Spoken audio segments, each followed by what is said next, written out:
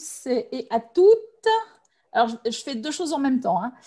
Alors, du coup, bienvenue dans ce webinaire donc, qui est consacré à la résilience. Donc, je vous demanderai bien de garder vos micros et vos caméras fermés pour l'instant. Vous rouvrirez vos micros quand on en sera aux questions. Et puis, par contre, vous pouvez poser toutes les questions que vous voulez dans le chat et je ferai remonter les questions auprès d'Anne-Sandrine. Alors, bonjour Anne-Sandrine, merci d'être avec nous aujourd'hui. Je vais te laisser te présenter le temps d'admettre encore des retardataires et puis après je prendrai la suite. Alors, bonjour à tous, donc Anne-Sandrine Castelot, donc comme est mis sur ma vignette, je suis donc formatrice consultante au GRIEPS, sociologue de formation, sociologue des organisations et du travail. Et j'occupe deux fonctions GRIEPS, donc une fonction de consultante et formatrice et une fonction de responsable de domaine, ce qui correspond à responsable de produit sur tout ce qui est management, droit et santé publique. Voilà. Alors, Anne-Sandrine, donc le mot résilience est un terme qui est très, très employé actuellement. Ces derniers mois, il résonne comme le Saint Graal, la piste pour s'adapter et dépasser la situation un petit peu compliquée qu'on vit depuis bientôt 2 ans. Du coup, donc Anne-Sandrine, c'est quoi la résilience? Alors, la résilience, en fait, c'est un très vieux concept qui, à l'origine, est un concept philosophique qui date du XVIIe siècle, puisque c'est Francis Bacon, le philosophe anglais, qui va lui donner naissance et commencer à construire une pensée théorique autour. Et il en parle au XVIIe siècle dans le cadre de la capacité d'individus à pouvoir rebondir, se ressaisir, se redresser. Ce sont ces termes exacts pour définir le concept de résilience. Donc, il en parle pour une capacité individuelle des personnes, de l'homme, face à une situation qui le met en péril. Et la question que pose philosophiquement Bacon, c'est si l'homme n'a pas de capacité à rebondir, se ressaisir, se redresser, il se met en péril et voire même il peut mourir. Et donc Bacon va initier cette démarche et cette compréhension de cette capacité humaine à pouvoir sauter les obstacles qu'il rencontre dans la vie. Ce terme de résilience va être repris au fur et à mesure des siècles et des années. Tout d'abord dans la philosophie anglaise, puisque Thomas More va beaucoup l'utiliser, notamment dans son grand livre philosophique qui s'appelle Utopie. Et là encore, on est dans une perception où l'humain est en capacité de pouvoir agir et être acteur pour une question de pérennité, de se sauver et de sortir du désastre. Donc, ça va être principalement, dans un premier temps, les sciences humaines et la physique, notamment la physique des métaux et la résistance qui vont utiliser ce terme-là. En sciences humaines, ça va être principalement la psychologie et la médecine comme la psychiatrie ou la psychanalyse qui vont l'utiliser. Donc, Monambalan, ce concept se construit, se théorise et il va vraiment éclore au cours du XXe siècle et notamment avec des personnes telles que M. Cyrulnik qui vont vulgariser dans le bon sens du terme ce concept et donner des explications sur la possibilité individuelle de tout un chacun d'être en capacité de dépasser un traumatisme. Ce qui veut dire qu'il va poser la résilience dans la dimension où on ne parlera de résilience quand il y a besoin de renaissance pour dépasser un traumatisme. Et puis, au fur et à mesure du temps, donc, puisque les travaux de Cyrulnik sont construits à partir de ce qui a été fait dans les années 30, 50 et 60, notamment suite au grand traumatisme qu'a été la Shoah et la Seconde Guerre mondiale. Et on va voir arriver une autre conception de la résilience qui est celle de Weck et donc Carl Weck, qui en 93 fait un article où il va définir la résilience organisationnelle. Et il va montrer que la résilience, c'est la capacité pour n'importe quel groupement humain, et donc l'entreprise, quelle que soit sa forme, d'affronter l'incertitude pour perdurer. Ce qui est intéressant, c'est que la résilience organisationnelle n'avait pas lieu d'être tant qu'il n'y a pas eu de grands chocs, notamment de chocs qui ont demandé à repenser le modèle dans lequel était construit le monde du 19e et 20e siècle.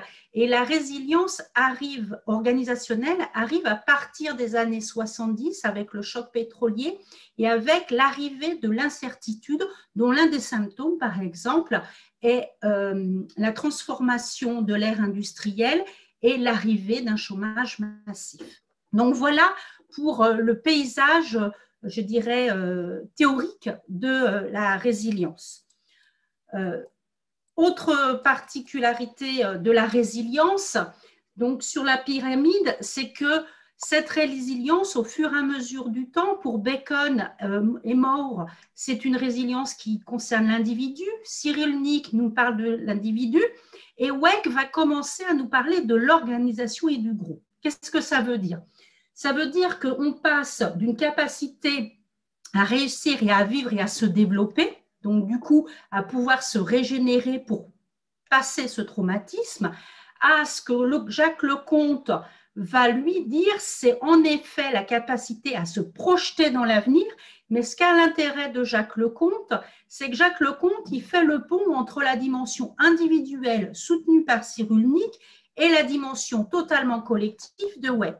C'est-à-dire que Leconte, il nous dit, la résilience, elle est tout aussi bien individuelle que collective, mais surtout, à partir du moment où une résilience est collective, elle ne peut s'inscrire que dans le cadre d'une mutation qui fait émerger un nouvel ordre social. Alors lui, il ne le nomme pas comme ça, c'est Strauss, Anselm Strauss, qui est un chercheur américain de l'école de Chicago, qui en 1954 montre qu'à partir du moment où un groupe humain, une entreprise a une difficulté, il va falloir de la même manière qu'individuellement être en capacité de rebondir. Donc lui, il parlera de mutation, mais surtout ce qu'il montre principalement, c'est que cette mutation, elle n'est possible qu'à partir du moment où on redistribue les cartes. Quand moi, je redistribue mes cartes par rapport à ma propre résilience, c'est autour de moi. Donc, je fais le ménage, je fais des alliances avec les gens qui sont autour de moi. Si je suis dans une entreprise, cette dimension de faire le ménage de la même manière on le fait, ce qu'on appelle nouvel ordre social, pour autant, ça se fait de manière beaucoup plus compliquée. Pourquoi? Parce que ce que met Strauss et ce qu'aborde Leconte, et qui est repris par Koenig et Thénault, qui sont deux chercheurs français qui ont vraiment conceptualisé la résilience organisationnelle dans les années 2000, c'est qu'à partir du moment où on travaille l'ordre social, c'est-à-dire la façon dont est composée la société, on voit bien que la particularité de la résilience, quand elle concerne un groupe, elle s'inscrit dans une systémie. Donc, si on fait en conclusion, si vous voulez, c'est que quel que soit un individu ou un groupe, la résilience, c'est la capacité intrinsèque de trouver ce qui nous permet d'initier un nouvel équilibre pour pouvoir vivre de manière aisée. Donc, Anne-Sandrine, si je comprends bien, la résilience est un processus. Est-ce que tu peux nous expliquer le déroulé de ce processus? Alors, oui, tout à fait. La résilience est un processus. Première démarche du processus de la résilience, c'est le fait qu'il y a un orage, un choc, plutôt une crise qui va engendrer un choc. C'est-à-dire que s'il n'y a pas crise, s'il n'y a pas choc, il n'y a pas résilience. Donc, surtout, ne pas confondre la résilience avec la capacité d'adaptation à tout changement. Ce n'est pas ça. Il faut vraiment une dimension traumatique. Il faut un gros truc. Exemple, la Covid. La Covid, c'est un gros truc. Donc, c'est ça qui fait qu'on va se bouger. Si on n'avait pas eu la Covid, on serait bougé, mais tout doucement. Et donc, ça, c'est hyper important. Autre chose, c'est que la crise, le choc vont provoquer une rupture. La particularité de la rupture, c'est qu'une rupture, ce n'est pas une cassure. Parce qu'on va toujours construire ce qu'on sera demain à partir de ce qu'on va garder d'aujourd'hui et d'hier pour construire demain. Donc ça, c'est aussi important. Et la résilience, du coup, vous voyez, elle n'intervient qu'à partir du moment où on est saisi par la crise, on voit le choc, on l'absorbe parce qu'on se rend compte qu'on doit bouger, se changer, et le processus de résilience s'amorce à partir de ce moment-là. Le processus de résilience va s'inscrire avec une capacité de renouvellement, une capacité d'appropriation et arriver à un changement. Alors, le changement, c'est un mot un peu valise et un peu bateau aujourd'hui, mais c'est vraiment l'idée, c'est que l'on va refaire différemment, autrement. Donc, c'est quelque chose d'extrêmement dynamique qui est une marche en avant. On ne peut pas revenir en arrière. Par exemple, ce qui a été assez intéressant, c'est qu'il y a eu énormément de choses qui se sont passées dans cette phase de rupture. Des structures ont commencé à construire la résilience l'année dernière avec la Covid, et il y a eu un passage à vide, notamment après l'été. Et quand on regarde ce qui s'est passé, on s'aperçoit que les établissements, notamment, ont refait un retour en arrière et n'ont pas nécessairement pris en compte ce qui avait été construit sur ce temps de résilience et cette capacité de renouvellement. Et ça, ce n'est pas possible. Si on veut s'inscrire dans un processus de résilience, c'est qu'on est tourné sur l'avenir et qu'on va impérativement ne pas chercher à revenir en arrière. Si on revient en arrière, ça veut dire qu'on n'est pas en capacité d'être en renouvellement et on n'est pas en capacité d'appropriation, mais surtout on se met très à mal. Donc, une autre manière de comprendre la résilience, c'est le schéma de Koenig et Thenot qui nous montre en fait la question de la perte de sens. Donc, du coup, le choc, la crise fait qu'on a une perte de sens. À quoi on sert? Qu'est-ce qu'on fait là? Quelle est la mission de l'établissement dans lequel je suis? Etc. Deuxième temps, c'est la construction du sens. Et c'est là où s'inscrit ce processus de résilience. C'est-à-dire que la résilience, c'est les petits points. On rentre en résilience donc et en capacité de renouvellement à partir du moment où on a l'opportunité individuellement et collectivement de se reposer la question du sens, c'est-à-dire à quoi on sert, de quelle manière nous allons nous projeter ou je vais me projeter, quels sont mes ressorts pour rebondir, donc pour passer le gué.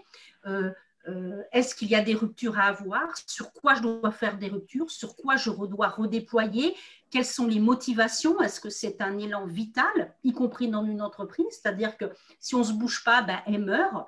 Et donc, du coup, c'est vraiment la construction du sens. Il est évident que le sens que l'on va construire dans cette phase de résilience, de réappropriation, de renouvellement et donc de reprogrammation, il n'est pas le même qu'hier. Et ça donne naissance à autre chose. Donc, d'ailleurs, j'emploie le mot naissance, c'est exactement ça. Ça donne naissance à une nouvelle identité. Donc, ce qui veut dire que, c'est pour ça que je veux dire, on ne peut pas retourner en arrière, puisque ce qui est nouveau ne peut pas revenir à ce qui était ancien. Obligatoirement, il y aura eu des modifications. C'est vraiment un processus, je dirais, de reprogrammation. La résilience, c'est un processus de reprogrammation. Mais je rappelle, cette programmation, elle ne se fait pas, on met tout ce qui existait avant par terre et on ne regarde plus ce qu'il est, mais on part de ce que l'on peut réexploiter, modifier, identifier comme positif pour pouvoir construire et répondre au sens que l'on a mis et élaborés et du coup nous permettre de nous inscrire dans ce nouveau monde. Donc, c'est plutôt des petits points qu'une croix pour tout mettre à la poubelle. Donc, ce processus, en fait, en conclusion de résilience, c'est la construction du sens de l'action. C'est vraiment ça. C'est la capacité à pouvoir, individuellement et collective, reconstruire le sens de l'action individuelle et commun.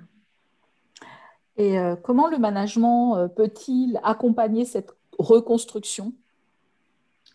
Alors, pour pouvoir l'accompagner, déjà, il faut qu'il comprenne ce qu'est la résilience organisationnelle exactement. Il y a 4 clés sur la résilience organisationnelle indispensables. Tout à l'heure, je vous ai dit, il y a la capacité à pouvoir, en fait, comment dirais-je, construire un ordre nouveau. La particularité de la résilience organisationnelle, c'est la construction d'un nouvel ordre social. Et cet ordre social, il est basé sur 4 clés. Une clé qui est la conception du travail, une deuxième clé est la culture de la structure, le leadership et la dimension institutionnelle. Si je vous l'illustre avec la Covid, qu'est-ce qui s'est passé? La Covid est arrivée, après l'état de choc, etc. Qu'est-ce qu'on a vu arriver? On a vu émerger notamment un leadership particulier qui est celui des médecins. On est passé d'un leadership de gouvernance administrative et gestionnaire à une gouvernance médicale, voire paramédicale sur certains espaces. Pourquoi? Parce que ce qui a fait et ce qui est la clé du sens de la résilience, c'est la conception du travail. Et on a vu émerger quoi? On a vu émerger le fait que dans les univers de travail, on a repensé la façon de travailler et les modalités de coopération. La coopération, c'est la capacité à se mettre tous ensemble pour répondre à l'objet du travail. Là, l'objet du travail, c'était il ne faut pas que les gens meurent, il faut qu'on arrive à sauver des vies, il faut qu'on arrive à guérir et à maîtriser le virus de la Covid. Pour ce faire, l'ancien modèle, avant le choc et la crise, ne peut pas répondre à ça. Donc, on s'autorise à remodifier la façon de travailler, le découpage et le périmètre des compétences, etc. Alors, ce qui a été vraiment flagrant sur la première période Covid, dans la façon dont les individus se sont distribués et ont construit cette conception du travail, ça a été qu'on est passé d'une culture métier à une culture compétence, c'est-à-dire que des personnes étaient là, n'avaient a priori pas le métier légitime, mais ils avaient la compétence qui était sous-jacente ou qui était inexploitée, et on leur a demandé et on leur a donné le droit de pouvoir exercer cette compétence pour la simple raison que là, il fallait être pragmatique, et le pragmatisme, c'était il faut résoudre la situation de travail qu'on a face à soi. Donc, voilà exactement ce que provoque la résilience. Autre particularité et autre clé, c'est la culture de la structure. Donc, ce qui veut dire qu'on va modifier la façon de fonctionner. N'oublions pas que la définition d'une culture, c'est l'ensemble des normes, des comportements, des us, des coutumes, du langage, etc., et des lois qui vont favoriser ça. C'est-à-dire que du coup, la culture va porter cette nouvelle conception du travail qui est complètement justifiée par le leadership qui est mis en place. À titre d'illustration sur le leadership, je ne sais pas si vous vous souvenez, mais en avril dernier, voire mai, Monsieur Martin Hirsch, en fait, a été le porte-parole des médecins, des soignants. Il s'est mis à leur disposition en expliquant qu'il fallait impérativement qu'on ait des masques, des habits de protection, des tenues de protection, etc., voire certains médicaments. Et donc, du coup, il n'était plus dans sa gouvernance gestionnaire, mais il était le porte-parole pour que les équipes dans la nouvelle conception du travail, soient en capacité de répondre à la mission qui était la leur. Dernière clé, la dimension institutionnelle. Tout ça n'est possible chez nous que parce que les parties prenantes de la santé sont venues soutenir. Et là, on voit bien la dimension systémique, c'est-à-dire qu'une résilience organisationnelle, elle ne peut se comprendre que dans une dimension systémique. Ce qui veut dire que les managers sont une des parties prenantes de cette dimension systémique. Dans la dimension systémique et la dimension institutionnelle, c'est qui? C'est par exemple l'État qui en effet ouvert les vannes et donné des financements. C'est l'État qui, par exemple, les sénateurs et les députés, qui, dans le cadre de la loi de financement de la sécurité sociale de 2020 et 2021, a permis d'avoir une ligne particulière pour la Covid et des financements particuliers dans ce cadre-là. C'est le fait que les ARS ont mis à disposition certaines choses. C'est le fait, bon voilà, c'est tout un ensemble de dispositions pour que l'ensemble des parties prenantes puissent soutenir la résilience qui va être là. Donc, le management, il va arriver qu'à partir du moment où cette résilience va s'inscrire. Et on le voit notamment, le management, il va avoir sa place dans le cadre de la trajectoire de la résilience organisationnelle. C'est-à-dire qu'on a bien un avant, un pendant, un après. Là, ça marche toujours. Hein. Et avant, il y avait une forme de management des hommes, donc une manière d'utiliser les ressources, etc., les humaines, matérielles et immatérielles, pour travailler ensemble. Ça répondait à une stratégie qui était définie par l'organisation, l'entreprise dans laquelle les managers étaient amenés à travailler, et ça se légitimait par une structuration des places des uns et des autres dans l'organisation du travail et la culture de travail. Ça, c'était avant. Pendant, qu'est-ce qu'on va voir arriver? On va voir arriver, et c'est là où le management a toute sa place, c'est un management de la flexibilité. C'est-à-dire que du coup, les managers vont être là pour essayer d'aménager la chèvre et le chou. Je reprends mon exemple avec les compétences de ce qu'on a observé, c'est qu'il y a des personnes qui, a priori, dans la logique métier, n'auraient pas eu le droit ou auraient été limites pour faire certains actes, et qui, dans la logique compétence et dans la flexibilité pour répondre à ce qui se passe, vont le faire. Donc, ils ne font pas n'importe quoi, mais ils vont, du coup, utiliser des compétences qu'ils avaient, qui étaient sous-jacentes et qui sont nécessaires. Et le management, il est dans la flexibilité parce que, du coup, il va accepter ces nouvelles formes de travail ou de nouveaux partenaires, par exemple. Tout ça, pourquoi? C'est pour s'inscrire, pareil, dans une stratégie, c'est-à-dire que là, c'est la stratégie de la proactivité, c'est-à-dire que si on se laisse bouffer par le virus, on n'y arrivera pas. Donc, de quelle manière est-ce qu'on doit être proactif et qu'est-ce qu'on doit mettre en avance d'un point de vue de la stratégie? Et pareil, on voit une modification de la structuration avec l'appareil, une modification de l'ordre des professionnels et des usages. Donc, on voit bien que là, les cartes de l'ordre social sont redistribuées. On est bien dans un ordre négocié, parce que ce n'est pas la loi du plus fort, c'est de la négociation en disant pour pouvoir coopérer, de qui on a besoin, de quoi on a besoin, de quelles compétences, est-ce que c'est un partenaire interne, externe, etc. Et donc, on est bien dans la restructuration, il a une nouvelle modélisation de la structuration du travail. Et après, une fois qu'on a passé, je dirais, les tourments et qu'on a trouvé l'équilibre, eh bien, donc une nouvelle homéostasie, c'est vraiment ça l'idée de la résilience organisationnelle, c'est trouver l'idée d'un équilibre, donc une homéostasie.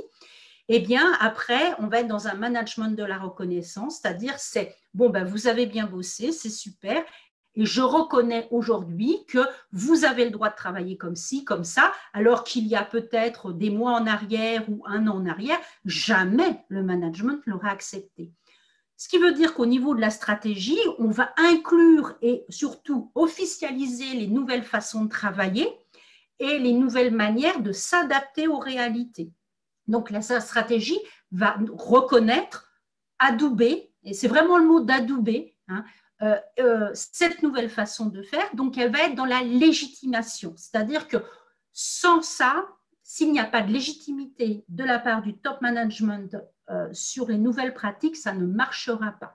Donc, Et troisième niveau, où on se retrouve à nouveau dans la structuration, c'est-à-dire qu'on va développer une nouvelle culture organisationnelle. Par exemple, si je prenais ce qui va se passer et ce qui est en train de se passer avec la santé, avant, on était vraiment dans des cultures extrêmement métiers, et aujourd'hui, on va être dans des cultures fonctions.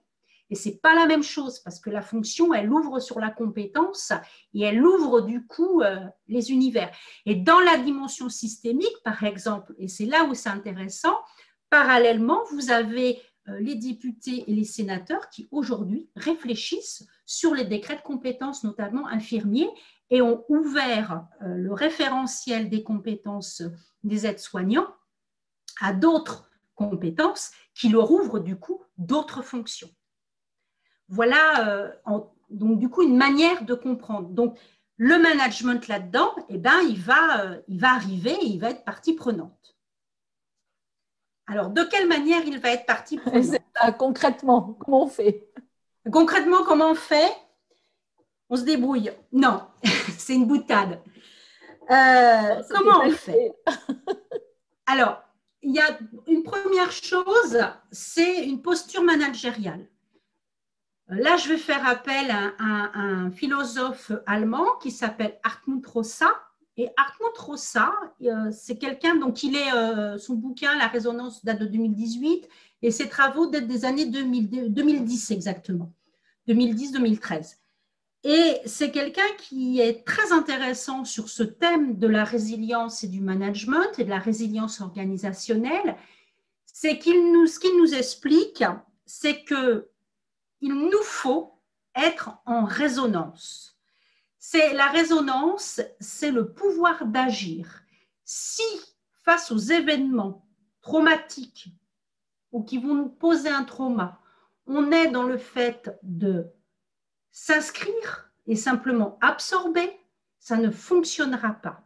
Il faut non seulement être en capacité d'absorber, mais aussi d'accroître notre puissance d'agir en ayant une capacité de résistance pour trouver ce qui est opportun pour rebondir.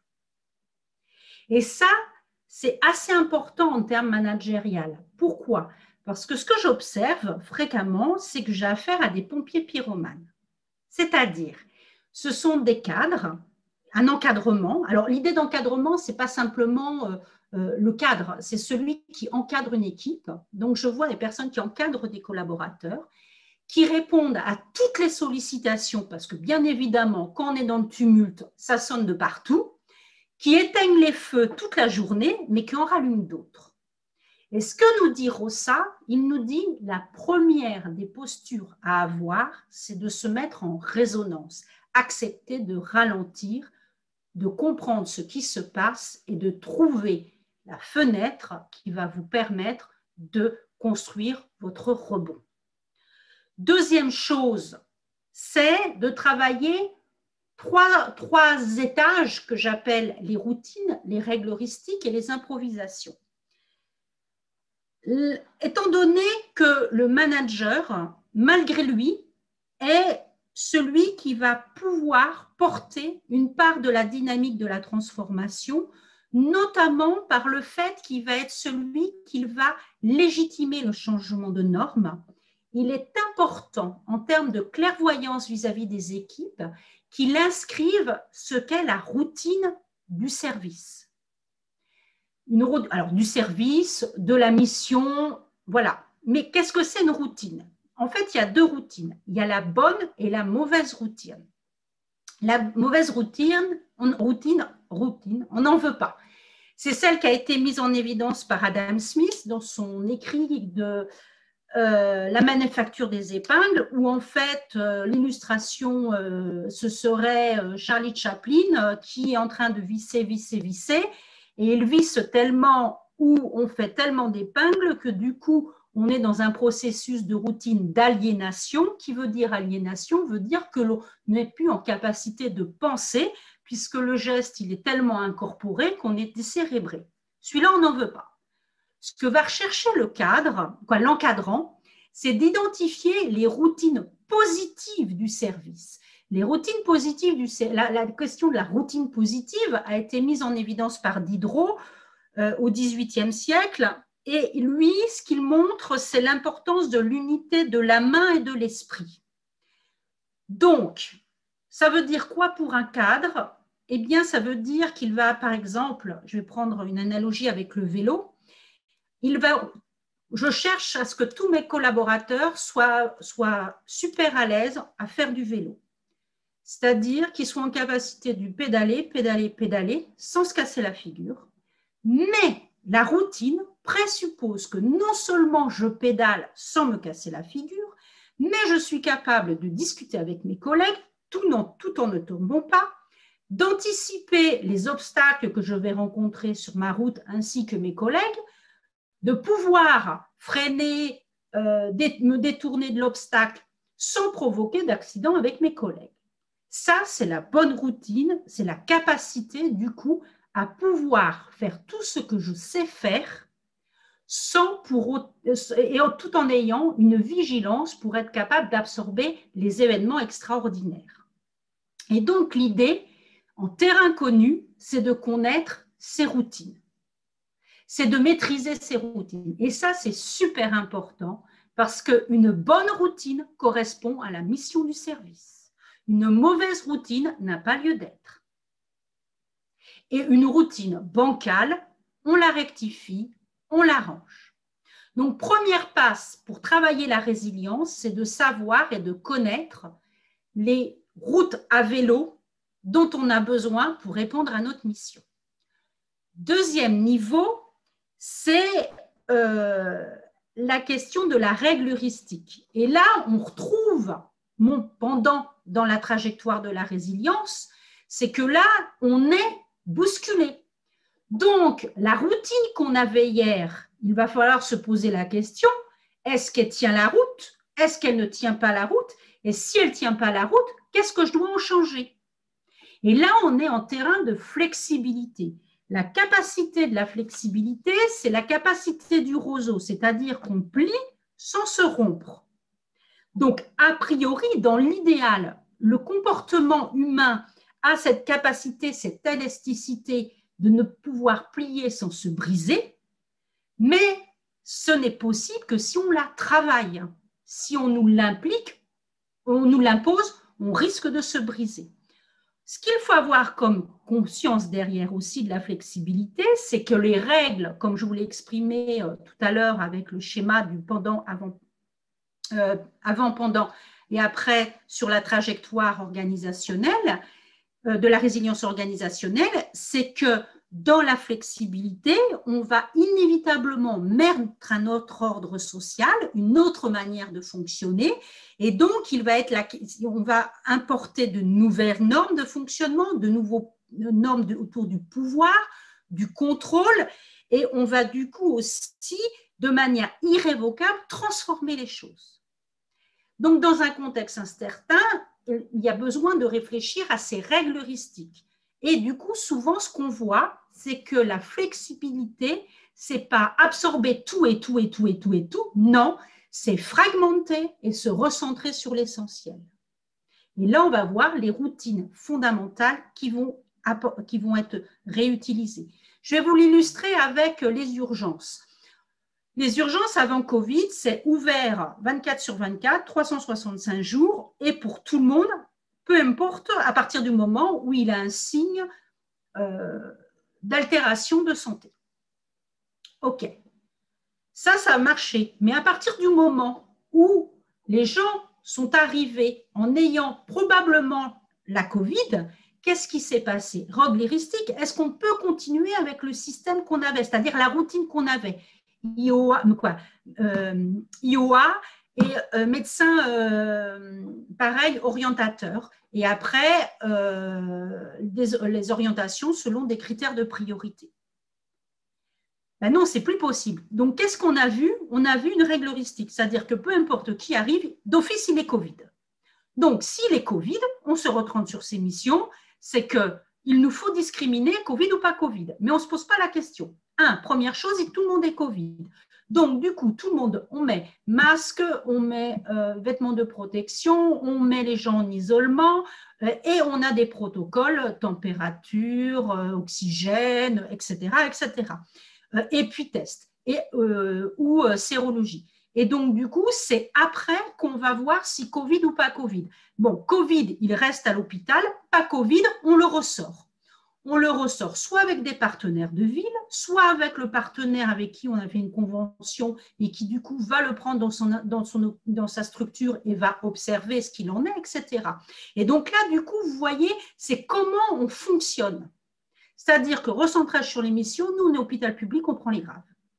On prend les critiques. Les autres, on essaye de s'arranger et de les faire sortir du système. Et l'improvisation, c'est pas, voilà, on fait n'importe quoi. Non, l'improvisation, c'est qu'on continue à monter avec la charge. L'improvisation, c'est ce qui se passe, ce qui s'est passé notamment sur les hôpitaux parisiens quand est arrivée la troisième vague de fin d'année dernière et puis ce qui a duré dans le temps. Et là, on a improvisé, c'est-à-dire que la flexibilité n'était plus suffisante. Donc, il nous faut encore procéder d'une nouvelle manière. Et qu'est-ce qu'on a vu dans ce contexte incertain? C'est qu'on a vu, et j'ai mis moi, vous créez, il y a une faute d'ailleurs, vous créez de nouvelles missions, et en fait, non, c'est-à-dire qu'on a vu une spécialisation des hôpitaux. On a vu la mise en place de coopérations particulières avec le privé. On a vu, etc., etc. Et c'est là, c'est-à-dire que l'improvisation, c'est que la flexibilité ne suffit pas et on fait.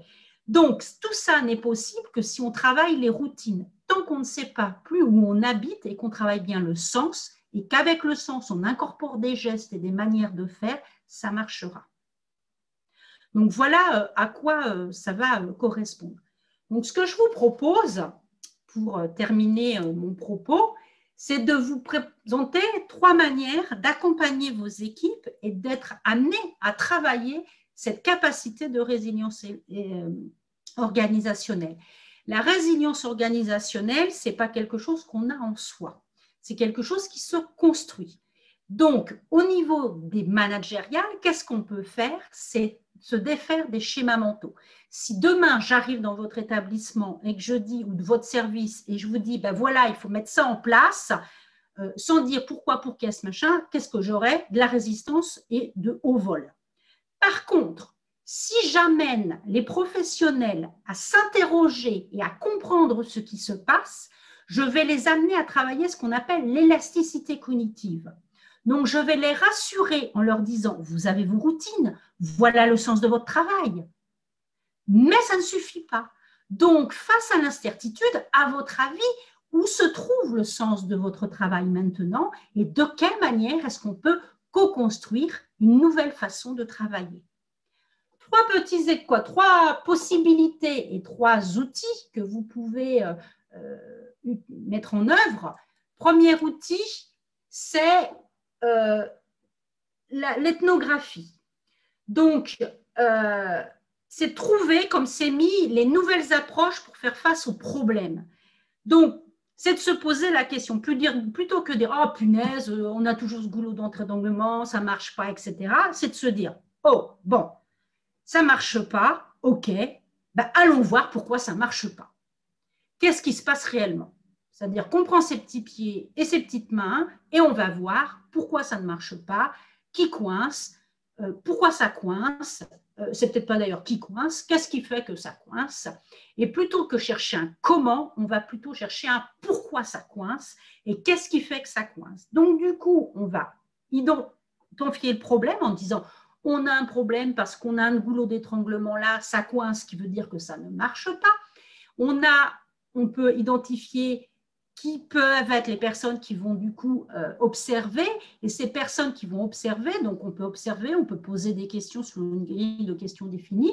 Et après, c'est de débriefer en commun pour trouver de quelle manière faire. Ce qui est intéressant, c'est de montrer que là, on n'est pas accusé Pierre-Paul Jacques parce que ça coince. On est en train d'essayer de comprendre de quelle manière on peut construire de la coopération. On doit faire en sorte de prendre soin, mais il y a des goulots d'étranglement. de quelle manière nous allons coopérer. Et en cherchant de nouvelles manières de coopérer, inévitablement, on va travailler les frontières de la conception du travail et des représentations du travail qu'on a les uns les autres et de voir de quelle manière aussi on s'inscrit dans un système et qu'on est interdépendant. Premier nom, petit outil. Deuxième petit outil qui s'appelle les 9 pourquoi. Là, c'est clarifier ce qui est essentiel dans votre travail commun. C'est-à-dire, quand on travaille la résilience, on ne travaille jamais la spécialité. La spécialité, elle est partée par des individus. Le propre de la résilience organisationnelle, et c'est le compte qui nous l'a bien spécifié, c'est qu'on est sur du commun et ensemble.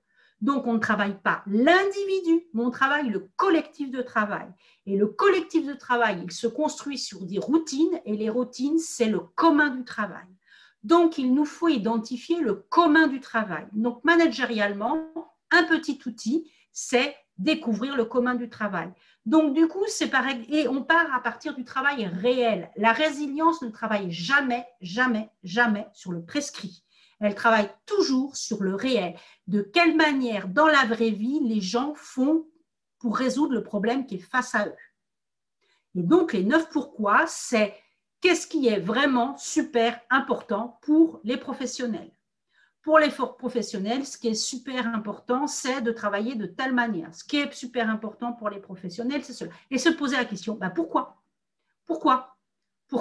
Et à chaque fois, vous allez avoir un argumentaire et c'est de rebondir sur l'argumentaire pour finir par arriver. Alors, ce qui est important, c'est d'avoir les petites histoires parce que les petites histoires et les anecdotes sont souvent révélateurs d'un aiguille les bons tuyaux, d'une créativité, d'une manière de détourner la règle qui nous casse les pieds, mais on le fait de manière intelligente.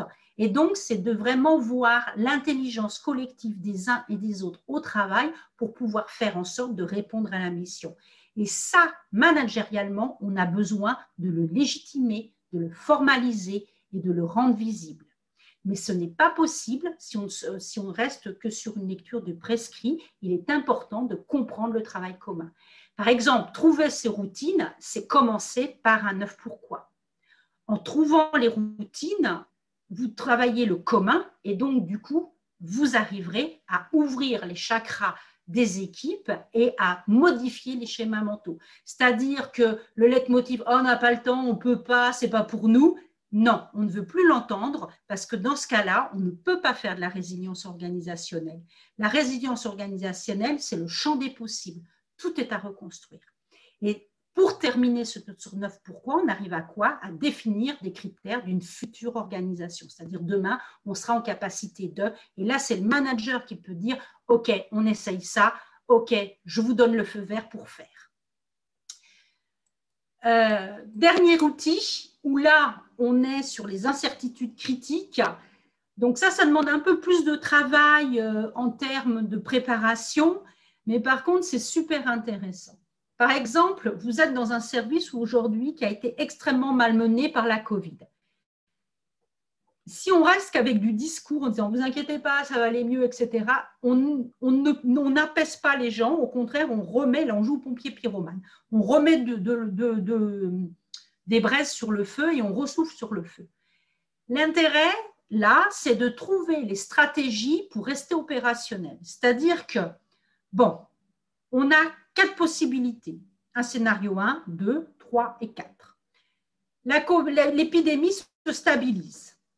OK, scénario 1, c'est celui qu'on connaît aujourd'hui, c'est qu'on a appelé « accrochez-vous », c'est retour vers une activité de routine avec des moyens limités.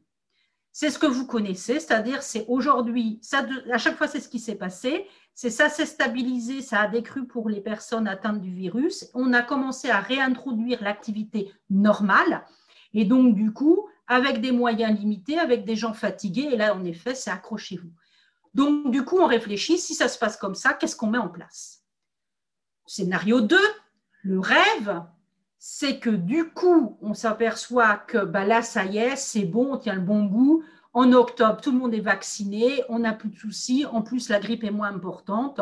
Bon, bref, c'est le bonheur. et on arrive à reprendre, et on améliore la qualité des soins, on récupère le retard qui a été pris depuis 1 an avec les personnes qui n'ont pas pu entrer dans le système de santé, etc., etc.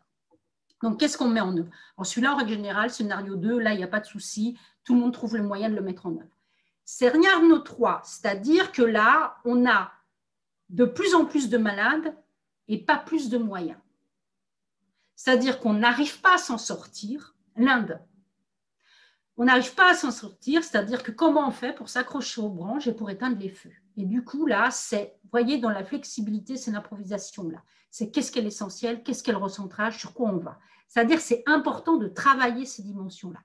4e dimension, là, du coup, futur possible, c'est demain, on nous ouvre, donc, en effet, on ne maîtrise pas plus que ça l'épidémie, mais par contre, on est en capacité de nous offrir 1000 lits de réa supplémentaires. Alors, c'est un exemple. Hein. Et donc, du coup, ventiler et avec les moyens inhérents derrière. Donc là, c'est la bagarre, c'est tout faire pour avoir des lits avec l'ensemble de la dotation nécessaire. Et par exemple, pour les établissements, c'est peut-être de travailler une nouvelle, des lits réels et des lits possibles, et donc de travailler, de bagarrer pour avoir la possibilité sur les lits possibles de les réarmer rapidement et d'avoir des budgets annexes pour le réarmage des lits, par exemple. Donc, vous voyez l'intérêt de cette méthode de l'incertitude critique qu'on peut faire en 4 temps. Hein. Il ne faut pas tout faire d'un coup. Vous pouvez faire l'hypothèse, c'est l'épidémie est stabilisée, mais par contre, on fait avec ce qu'on a aujourd'hui. Donc, du coup, comment on se débrouille, c'est un premier temps. 2e temps, scénario 2, c'est super, ça marche vachement bien, qu'est-ce qu'on peut faire? Scénario 3, c'est éteigner les feux, c'est-à-dire de plus en plus de malades et pas plus de moyens. Donc, du coup, qu'est-ce qu'on met en œuvre? Et donc, ça, vous pouvez le faire au niveau du service, vous pouvez le faire au niveau du pôle, vous pouvez le faire au niveau de l'établissement. Ce qui est intéressant pour les équipes, notamment au niveau des services, c'est de voir ce qui vous appartient à vous, managers de proximité, ce qui appartient aux équipes et ce qui ne vous appartient pas. À partir du moment où ça ne vous appartient pas, par exemple la bagarre, ça vous appartient de négocier avec l'ARS et l'État? Non. Donc, vous attendez. Ça vous appartient de le réarmage des lits? Possible si je suis dans la logistique. Mais si je ne suis pas dans la logistique, ça ne m'appartient pas. Donc, c'est ça aussi qui est intéressant, c'est de montrer qu'il y a des choses qui nous appartiennent et des choses qui ne nous appartiennent pas. Et nous, on se construit notre résilience organisationnelle sur ce qui nous appartient. Et du coup, en travaillant de cette manière-là, on permet aux personnes de faire des exercices pour augmenter leur élasticité cognitive et modifier leurs schémas mentaux, en leur montrant qu'il y a des champs possibles et qu'il y a une autre manière de construire et qu'il y a des possibilités d'évoluer. Donc, tout ça pour dire que la résilience, c'est quelque chose de très… La résilience, c'est super complexe et que la résilience organisationnelle, ça ne s'improvise pas. C'est quelque chose qui se construit, quelque chose sur lequel on va aussi, c'est un entraînement intellectuel à appréhender son univers de travail et managérialement, il y a une démarche volontaire à avoir sur les phases d'explication, les phases d'anticipation et les phases d'accompagnement et de soutien à l'ensemble des créativités, innovations, prises d'initiative que prennent les professionnels et qui répondent aux situations de travail. Donc, c'est aussi accepter que pour absorber, pour construire le sens de ce que l'on fait, c'est accepter que ça vienne du terrain et que le terrain est souvent pourvoyeur de sens. Alors, je dirais, la Covid va rester un cas d'école parce que c'est exactement ce qui s'est passé pour l'hôpital public lors du mois de mars, avril, mai dernier. Donc, c'est avant le choc avec des rigidités, des pertes de sens, des inadaptations, de la complexité. C'est-à-dire que les gens ne comprennent pas. On ne sait plus où on est là, on ne sait plus où on habite. Et c'est d'arriver à projeter quelque chose qui puisse permettre de la confiance, de la joie, de la participation, de l'action collective. Ça ne veut pas dire qu'il n'y a pas d'action collective avant, mais on en a une autre avec un autre sens. Voilà ce qu'est en fait la résilience organisationnelle. Et une résilience organisationnelle ne fonctionne que s'il y a l'alliance de la résilience organisationnelle et psychologique, qui veut dire individuelle.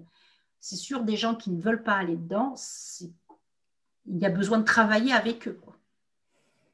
Merci. Donc, voilà, comment? Merci. De rien. Moi, je suis emballée par la certitude critique. Je trouve l'outil hyper intéressant. Alors, la difficulté, c'est sûrement de trouver les deux axes d'incertitude. Alors, c'était facile sur la Covid, mais dans toutes les situations, peut-être d'identifier les deux axes d'incertitude.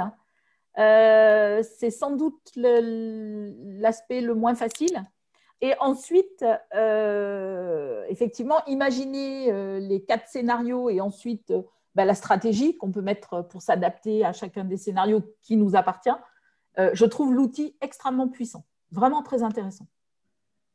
Alors, dommage que toutes les publications soient en anglais sur cette méthode. Mais messieurs, mesdames, si vous êtes anglophones, allez-y, jetez-vous sur l'outil.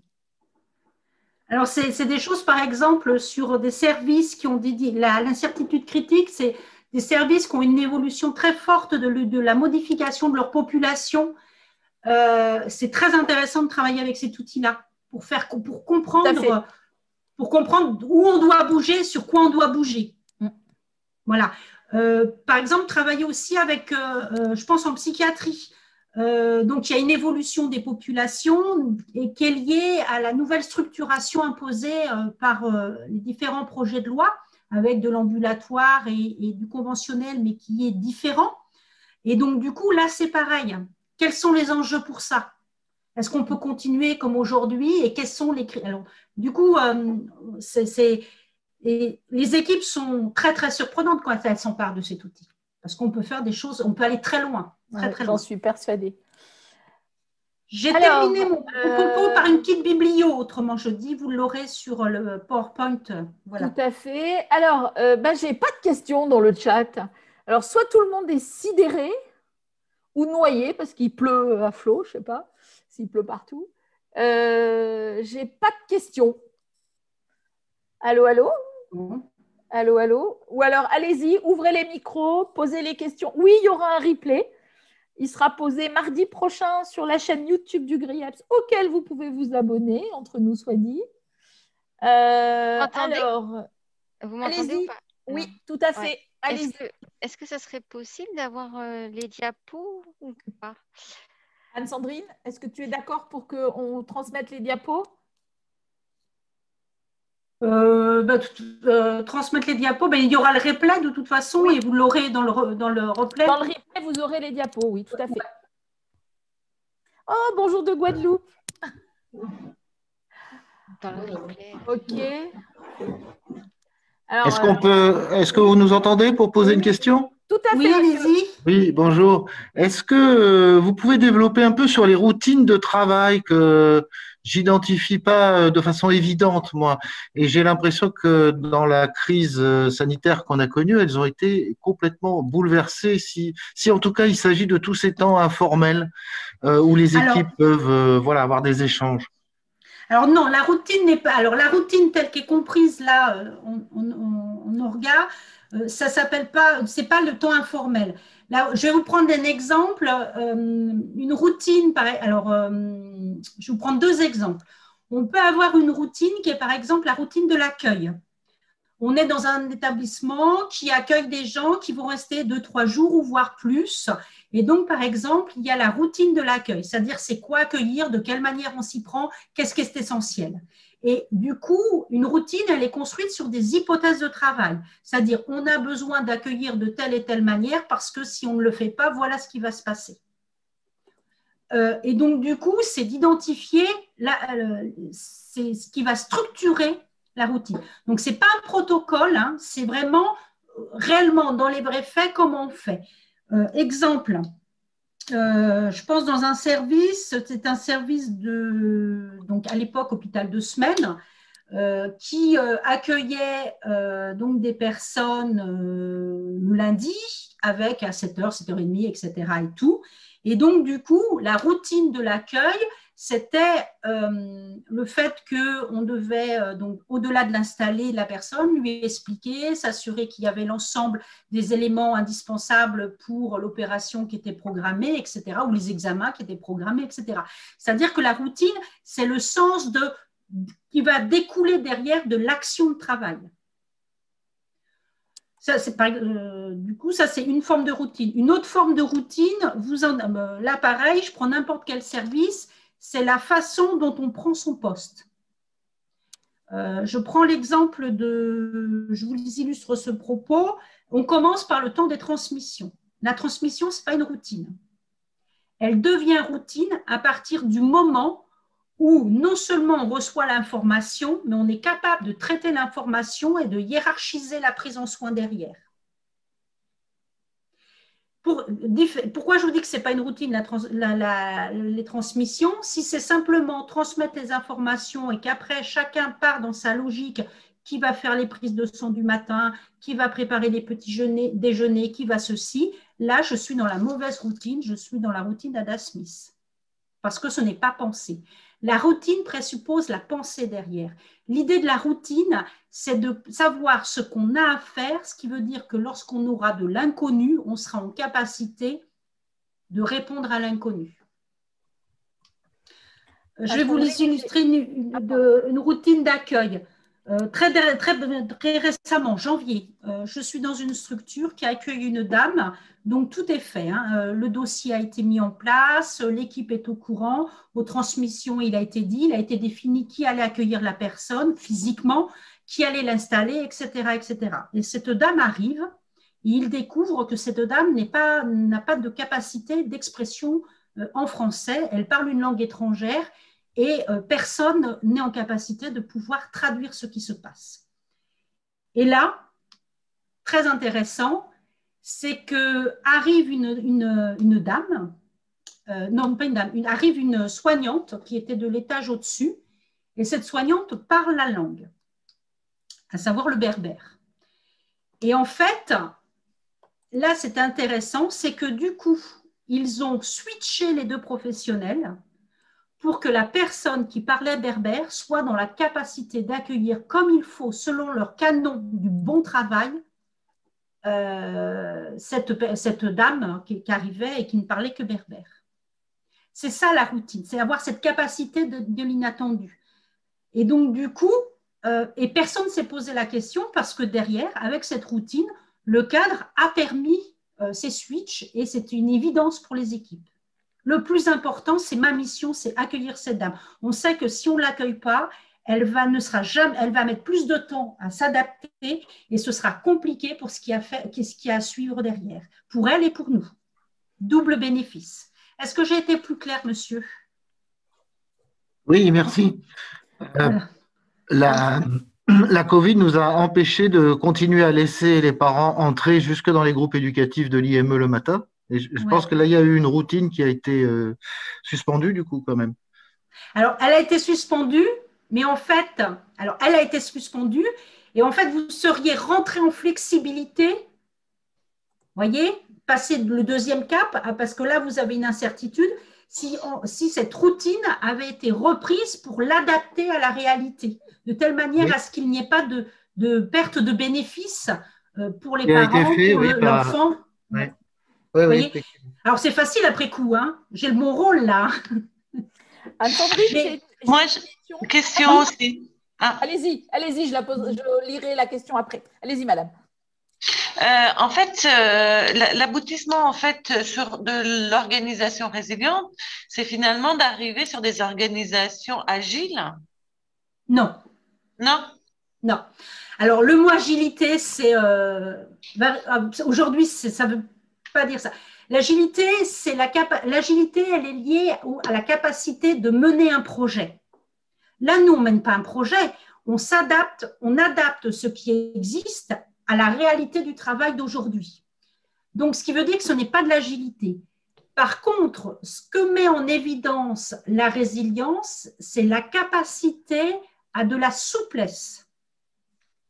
Je reprends mon exemple avec la dame berbère qui arrive. Vous voyez, la souplesse, c'est de dire, on ne vient pas dire, bah, qu'est-ce que tu fais là, pourquoi tu n'es pas dans ton service, machin, machin. C'est de dire, on laisse les équipes qui ont l'intelligence du moment de dire, mais attends, elle sait parler, Samira sait parler le berbère, bon, bah, Samira, elle est d'après-midi, bon, bah, du coup, on va switcher, quoi, on ne se pose pas la question, le boulot, il va être fait. Et ça, ce n'est pas de l'agilité, ça, c'est de la souplesse et surtout, c'est de l'acceptation. C'est-à-dire, c'est moins de rigidité, mais ce n'est pas de l'agilité.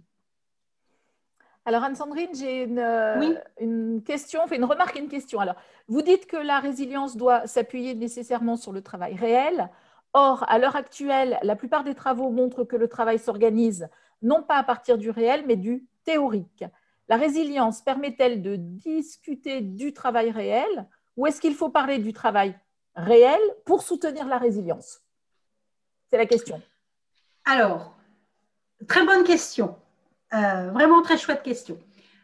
En fait, en effet, on est, je dirais, dans un monde stable. On peut travailler, on peut construire la façon dont on veut organiser l'agencement des individus les uns par rapport aux autres, par rapport à la commande et aux situations de travail. On peut le faire par rapport à un théorique parce qu'on est dans de la stabilité. Il n'y a pas d'aléas, ou s'il y a des aléas, c'est vraiment très, très, très, très peu. Or, donc du coup, en effet, on a par habitude et par tradition, depuis la réflexion sur le travail, donc depuis le 19e siècle, travaillé à partir de l'attendu, c'est-à-dire qu'est-ce qu'on veut? On veut tant de production de ceci, tant de cela, tant de machin. Là, on s'aperçoit que la résilience et donc la souplesse et la manière et donc la reprogrammation ne peut pas se faire à partir du théorique. Ça, c'est la première chose. On ne peut pas recommencer avec le même référentiel de construction puisqu'on est en train de reprogrammer et qu'on fait reset par rapport à ce qui existait auparavant. Donc, du coup, sur quoi on va s'appuyer? On va s'appuyer sur la façon dont tout à chacun répond à la situation de travail. Autre particularité, c'est que la résilience, c'est la capacité d'absorber l'inconnu, l'incertitude. Donc, on va se nourrir de l'incertitude et donc du travail réel pour pouvoir passer à autre chose. Est-ce que je vous ai répondu?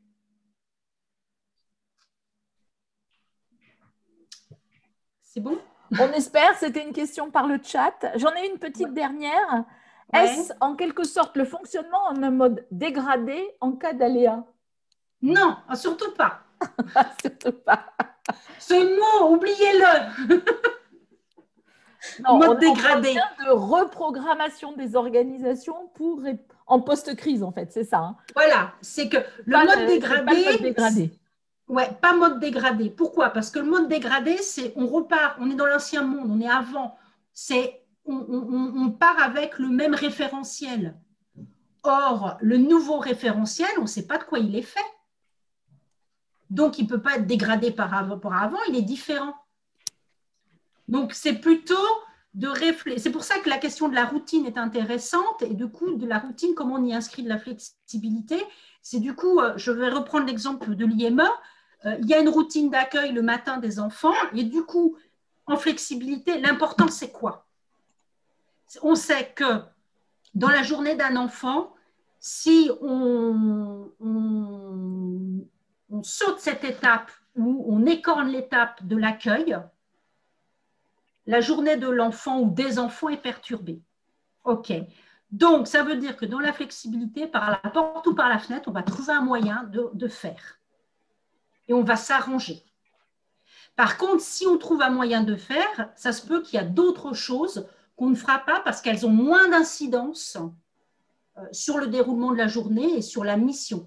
C'est vraiment l'idée du recentrage. Quand on est en résilience, on est en recentrage. Donc, qu'est-ce qui est le plus important? Voilà. Donc, surtout pas dégradé. Alors, une dernière question, mais dernière, parce qu'il est 14h10, on a déjà dépassé. Un management permanent par la résilience, devenu une routine, ne devient-il pas pernicieux Comment en Ouh sortir? là là. Oh Seigneur Dieu, non, pas ça. Ouh là là là là. Alors, c'est pas possible. C'est pas possible. Le temps de la résilience, parce que le temps de la résilience, il peut être de, en effet, plusieurs mois. Hein.